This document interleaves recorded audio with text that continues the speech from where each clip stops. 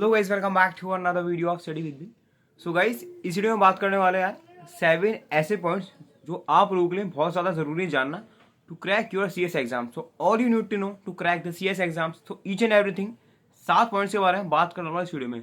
सो इसलिए channel subscribe नहीं किया तो कर लो, बिकॉज ऐसे इन्फॉर्मेटिव वीडियोस लाता रहता हूँ आप लोग चैनल पे।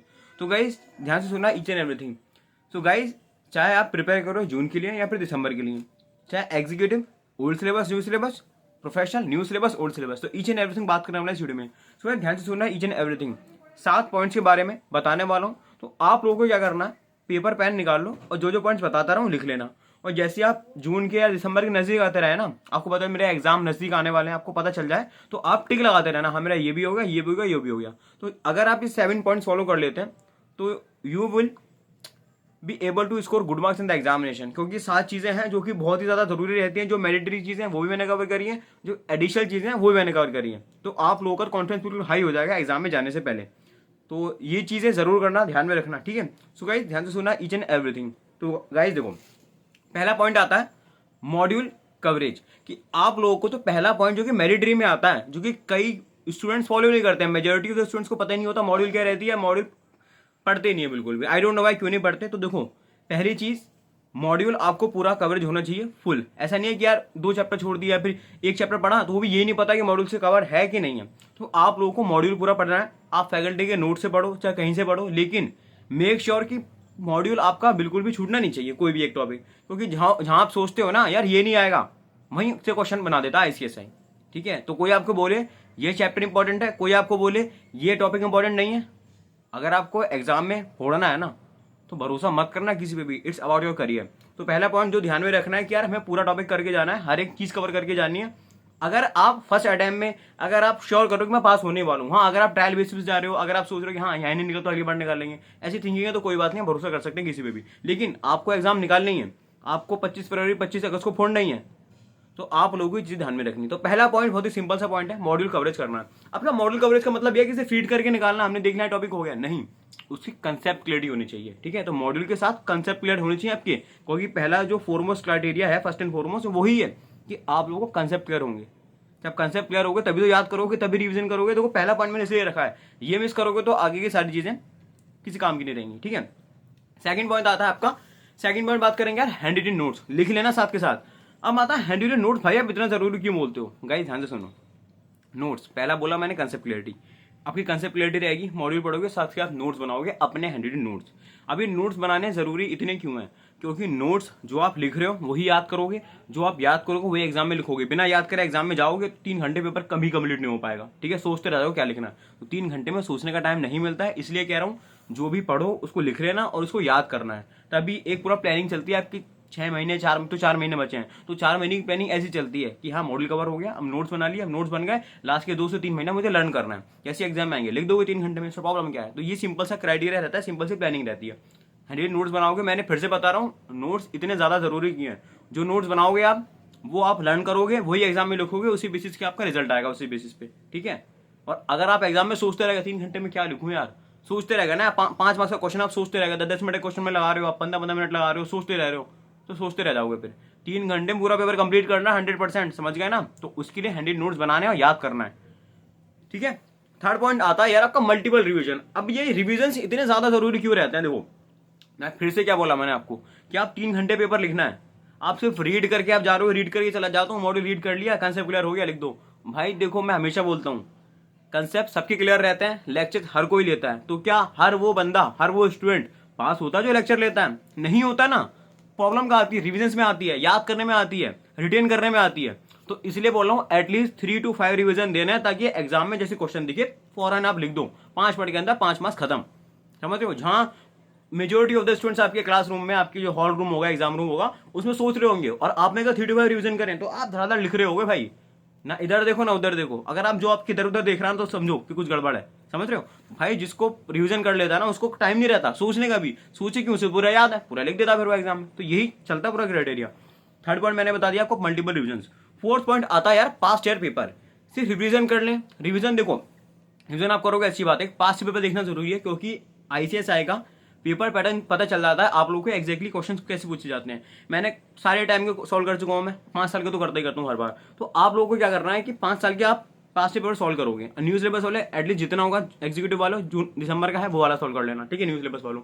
तो आप लोगों को जितने पास पेपर सॉल्व करके जाने हैं। अब इससे क्या पता चलता है, इससे ये पता चलता है कि हमारे जो एग्जाम में पेपर पैटर्न क्या है, मैक्सिमम कितने मार्क्स का क्वेश्चन पूछा जाता है। अगर मैं ओपन बुक की प्रोफेशनल की बात हटा दूं तो भाई जनरली जो क्वेश्चन पूछे जाते हैं ना 5 मार्क्स से ऊपर नहीं पूछे जाते। कई टीचर बोलते हैं 15 मार्क्स से क्वेश्चन पूछा है, 20 मार्क्स से क्वेश्चन पूछा है, भाई नहीं पूछा जाता। एक टॉपिक में से एक क्वेश्चन आता है सिर्फ 5 मार्क्स का, समझ रहे हो।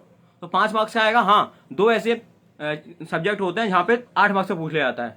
ड्राफ्टिंग हो गया आपका, कभी कभी आरसीडी हो गया, एंड आपका वो वाला सब्जेक्ट हो गया जीआईएल, ठीक है, उसमें 8 मार्क्स से बोले जाते हैं। बीसी के लिए जो जनरल क्राइटेरिया रहता है वो रहता है 5 मार्क्स का, apart from open book. Open book में 10 मार्क्स के भी क्वेश्चन पूछे जाते हैं, ठीक है। तो ये मुझे कैसे पता चला, ये आपको तभी पता चलेगा जब आप पास्ट पेपर देखेंगे, जब आप पूरे पेपर पैटर्न लिखोगे। और पेपर पैटर्न लिख लेना कि क्वेश्चन नंबर 1 कितना मार्क्स आता है 5x4, क्वेश्चन नंबर 2 कितना आता है 3x5, ऐसे करके लिख लेना कौन से ऑप्शन आते हैं। ये पेपर पैटर्न बहुत ज्यादा हेल्प करता है आपके एग्जाम में, ठीक है। मैंने बता दिया आपको 4th पास्ट पेपर, इस पास्ट पेपर से आपको निकालना पेपर पैटर्न। फिर पॉइंट आता है यार राइटिंग प्रैक्टिस। अब राइटिंग प्रैक्टिस इतनी ज्यादा जरूरी क्यों है, क्या मार्केट में हाइप है यार, क्या राइटिंग प्रैक्टिस जरूरी है, क्या करना जरूरी है, नहीं करेंगे भाई हम ऐसे चले जाएंगे, ऐसे चले जाओगे।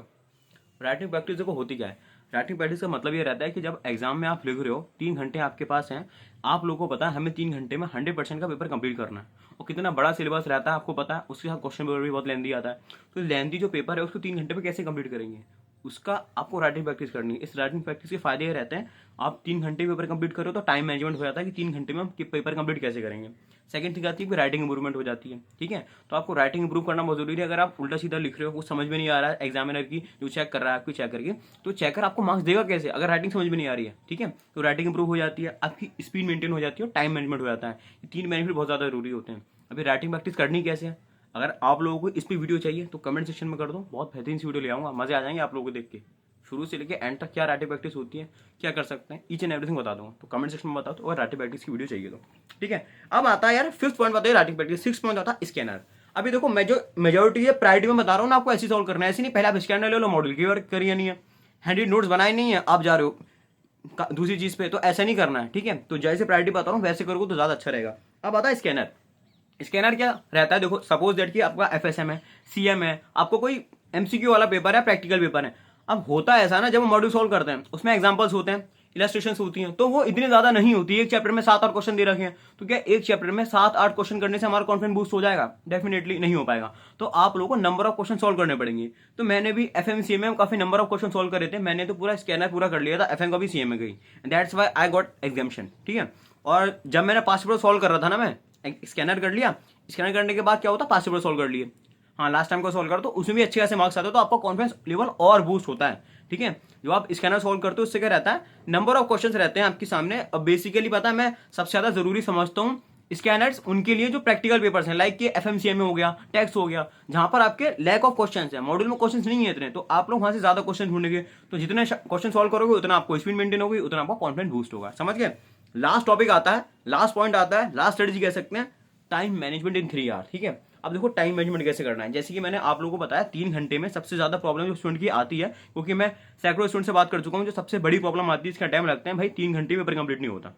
अब बच्चे पास तब होते हैं जब उनका एग्रीगेट अच्छा निकलता है, जब किसी सब्जेक्ट में एग्जाम्शन लाते हैं। अब एग्जाम्शन तब आएगी 60 मार्क्स को एग्जाम्शन बोलते हैं, 60 मार्क्स से ज्यादा आती है तो। लेकिन बच्चे लैग कहाँ पे करते हैं, स्टूडेंट्स लैग वहां पे करते हैं जब वो पेपर ही 3 घंटे में 60 मार्क्स का 70 मार्क्स का कंप्लीट करेंगे। तो आप कैसे एक्सपेक्ट कर सकते हो कि आप 70 मार्क्स का कंप्लीट करके 60 मार्क्स स्कोर कर दोगे, दिस इज प्रोफेशनल एग्जामिनेशन, ठीक है। तो आप लोग 100 मार्क्स का पेपर कंप्लीट करोगे, ये इंश्योर करना है आप लोगों को, ठीक है। अब 3 घंटे पेपर कंप्लीट होगा कैसे, तो उसी के लिए मैं बोलता हूँ आप लोगों को राइटिंग प्रैक्टिस करनी है। राइटिंग प्रैक्टिस का पॉइंट बता दिया, लेकिन 3 घंटे पेपर कंप्लीट कैसे होगा, ये जब 6 पॉइंट पूरे फॉलो करोगे ना तब होगा। और फिर सपोज दैट कि आपकी जून में एग्जाम है, ठीक है, आप मई में आप कोई ऐसा टाइम निकाल लो, सपोज दैट कि आपके 1 जून से एग्जाम रहते हैं, अगर आप सारी चीजें पहले कर लेते हैं, 1 महीने पहले पूरे रेडी हो जाते हैं, तो सपोज दैट कि आपके 1 जून से एग्जाम है, 1 2 3 4 5 6 चल रहा है, पहले जेआईएल फिर कंपनी लॉ, ठीक है, ऐसे आपके एग्जाम चल रहे हैं, फिर एसबीसी ऐसे चल रहा है, ठीक है, सपोज दैट। तो आप क्या करोगे, 1 मई को जेआईएल का पेपर उठाओगे दिसंबर 23 का। ध्यान से सुनना, ये जो स्ट्रेटेजी बता रहा हूं ना, आप लोगों के कह सकते हैं कि इसमें फोड़ दोगे एग्जाम में, आप सच बता रहा हूं, ध्यान से सुनना। आपका देखो ये स्ट्रेटेजी मैंने आपको बताया नहीं है, ठीक है, लाइव पे बताई थी, अभी वीडियो पहली बार बता रहा हूं। आपको क्या करना है, जिसको रैंक होल्ड है ना, रैंक वालों के लिए बहुत बेहतरीन है स्ट्रेटेजी, ठीक है। मतलब ये स्ट्रेटेजी हर किसी के लिए नहीं है, ये स्ट्रेटेजी उन स्टूडेंट्स के लिए है जिनको मैं सारी चीजें बता चुका हूँ, सारी स्टडीज फॉलो कर चुके हैं, और लास्ट में बस ये है कि भाई कोई ऐसी स्टडी पता चल रहा है कि हम एग्जाम में फोड़ने वाले हैं, कॉन्फिडेंस लेवल एकदम हाई लेवल पे। तो ये स्ट्रेटेजी उनके लिए जो रैंक फोड़ना चाह रहे हैं, जो बोथ मॉड्यूल दे रहे हैं या सिंगल मॉड्यूल दे रहे हैं, वो एग्जामिनेशन फोड़ना चाह रहे हैं, तो उनके लिए। अच्छा, ये उनके लिए नहीं है जिनका सिलेबस कंप्लीट नहीं है, जिनके एक रिवीजन भी नहीं हुआ, जिनके 3 रिवीजन भी नहीं हुए हैं, वो 5 से पेपर नहीं कर रहे। पहले जाके वो सारी चीजें कर लो जो आप लोगों को पॉइंट बताया ना मैंने, कौन कौन से पॉइंट आप लोगों को पॉइंट बताया। मॉड्यूल पढ़ लो, हैंड रिटन नोट्स बना लो, मल्टीपल रिवीजन कर लो, 5 से पेपर कर लो, राइटिंग प्रैक्टिस कर लो, स्कैन कर लो, ठीक है। अब आना है, देखो ये स्ट्रेटेजी अब आती है। देखो क्या करना है, 1 महीने पहले, एग्जाम से पहले, जून से पहले, मई में 1 मई को आपका एग्जाम, 1 जून को आपका जेएजएल का रहता है, तो आप उससे 1 महीना पहले 1 मई को, इसमें आप सुबह आपको 9 बजे एग्जाम रहता है, तो 1 मई को अपना रूम बंद करके ऐसा क्रिएट करना कि आप एग्जाम हॉल में बैठे हो, टेबल पे बैठना, ठीक है, टेबल चेयर पे बैठना, टेबल पे रखना अपना पूरा लैपटॉप, 5 से पेपर का आप क्वेश्चन पेपर खोलना, दिसंबर 23 का जेएजएल का खोलना, उस जेएजएल के पेपर को 3 घंटे में सॉल्व करने की कोशिश करना। जेएजएल के पेपर को लास्ट का दिसंबर 23 का आया है, उसको 1 महीने पहले एग्जाम के, जून से 1 महीने पहले 1 मई को आप लोगों को पूरा पेपर सॉल्व करना 3 घंटे के अंदर। आप देखो 3 घंटे में पेपर आप कंप्लीट कर पा रहे हो नहीं पा रहे हो, आपको पता चल जाएगा 1 महीने पहले एग्जाम के। सपोज दैट अगर आप 3 घंटे पेपर कंप्लीट नहीं कर पाए, आप लोग को पता चलेगा मैंने कहाँ मिस्टेक करी है। और ये ऐसी आप रोज करोगे, 1 मई को जेएजएल का, 2 मई को कंपनी लॉ का, ठीक है, जो आप सिंगल मॉड्यूल दे रहे थर्ड को हो जाएगा। तो ऐसी जैसे का डेट शीट है ना आपकी जून की, ऐसे आपको 1 महीने पहले लगा देनी है। अब इससे क्या हुआ, सबसे पहली बात 3 घंटे में आपको पूरे पेपर कंप्लीट हो जाएगा जून में। अगर मई में नहीं कंप्लीट कर पा रहे हो ना, तो जून में हो जाएगा, क्योंकि आप लोगों को एक्सपीरियंस मिल गया, प्रेशर झेलने का आपको एक्सपीरियंस हो गया। सेकंड थिंग जो कह सकते हैं, 1 दिन का भी गैप नहीं रहता, इस बार तो बिल्कुल भी गैप नहीं है। तो 8 दिन लगातार जिसको पेपर देना है बोथ मॉड्यूल के, ठीक है, जिसको पेपर देना है लगातार बैक टू बैक, तो उनके लिए सबसे बड़ी स्ट्रेटेजी ये है कि आप 1 महीने पहले प्रैक्टिस कर लो। अगर आप आधे दिन में सिलेबस कैसे रिवाइज करोगे, है ना, जैसे ही आपका पेपर कंप्लीट हो जाता है ना, सपोज दैट 1 मई को प्रैक्टिस करो जेएजएल की, 9 से 12 3 घंटे पेपर कंप्लीट कर लिया आपने, अच्छी बात है, हो गया। अब जो कमियां उसको एनालाइज कर लोगे, यार मैंने कहाँ मिस्टेक करी। सेकंड थिंग, नेक्स्ट पेपर आपका सिक्योरिटी लॉ का है 2 तारीख को, तो आप उस आधे दिन में सिक्योरिटी लॉ का पढ़ोगे, समझ रहे हो। तो इस आधे दिन में सिक्योरिटी लॉ का पढ़ोगे तो आप पता चल जाएगा यार आधे दिन में सिक्योरिटी लॉ पूरा रिवाइज कर पा रहा हूँ या नहीं कर पा रहा हूँ, ठीक है। अगर आप कर पा रहे हो तो अच्छी बात है, नहीं कर पा रहे हो तो आप मिस्टेक लिख लेना, कहाँ मिस्टेक हुई है मेरी, कहाँ इंप्रूवमेंट की जरूरत है। जब आप एग्जाम देने जाओगे ना फाइनल जून में, तो आप लोगों को दिक्कत नहीं आएगी ना, वो 8 दिन लगातार बैक टू बैक झेलने का प्रेशर आपको ऊपर इतना रहेगा, क्योंकि आप ऑलरेडी एक्सपीरियंस कर चुके हो, और ना ही आप लोगों को 3 घंटे में पेपर कंप्लीशन की दिक्कत आएगी, क्या पेपर कंप्लीट नहीं हो पाता। तो ये इजी सा कह सकते हैं बेस्ट स्ट्रेटेजी है आप लोगों के लिए। आई थिंक किसी ने बताई भी नहीं होगी, आपको भाई पहली बार बता रहा है, ठीक है, स्टडी विद मी चैनल के थ्रू। तो आप लोगों को क्या करना है, अगर ये वीडियो पसंद आई हो, ये वाली स्टडीज बेसिकली पसंद आई हो, तो जल्दी से चैनल सब्सक्राइब कर दो, लाइक कर दो, वीडियो को शेयर कर दो अपने दोस्तों में जो एग्जाम देने वाले हैं जून में और दिसंबर में, ठीक है। तो ये स्ट्रेटेजी बेहतरीन स्ट्रेटेजी है।